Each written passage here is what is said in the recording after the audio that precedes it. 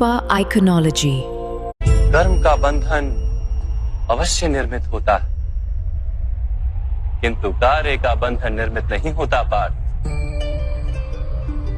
तुम्हें कर्म और कार्य के बीच क्या भेद है, ये जानना आवश्यक है। सभी कर्म कार्य, किंतु सभी कार्य कर्म नहीं। कर्म उस कार्य को कहते हैं जिसके साथ फल की आशा जुड़ी। मनुष्य जब भी सुख की, संपत्ति, प्रशंसा की आशा रखकर कोई कार्य करता है तो वो उस कार्य के फल से बंध जाता है। जब किसी कर्म को फल की आशा से किया जाए तो उसे सकाम कर्म योग कहते हैं, और जब किसी कर्म को बिना किसी फल की आशा से किया जाए तो उसे निष्काम कर्म योग कहते हैं। इसी कारण से उसे बार बार जन्म लेना पड़ता है। वास्तव में मनुष्य को कोई कर्म नहीं बांधता, कर्म से जुड़ी आशा। में तुम्हें विजय होने की आशा है तो पराजित होने पर तुम्हें भीषण दुख होगा, और वो दुख तुमसे कोई अन्य कार्य करवाएगा जिसके लिए तुम्हें दूसरा जन्म लेना पड़ेगा।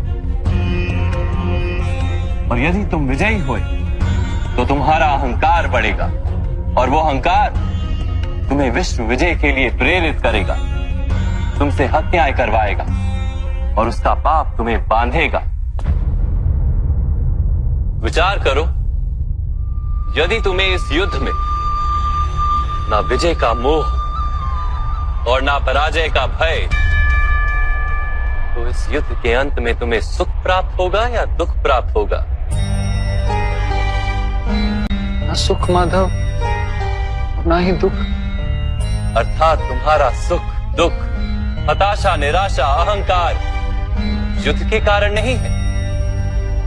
युद्ध के साथ तुमने जो आशाएं बांधी हुई हैं उसके कारण है।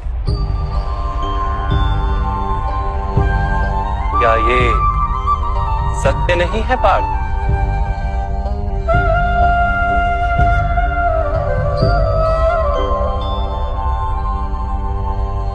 सुख दुखे समे कृत्वा लाभा लाभो जया जयो ततो युद्धाय युज्यस्व नैवं पाप मवाप्स्यसि।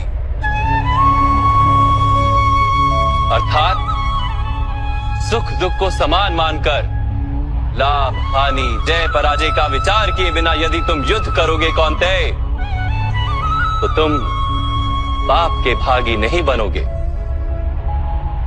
इसी को कर्म योग कहते हैं।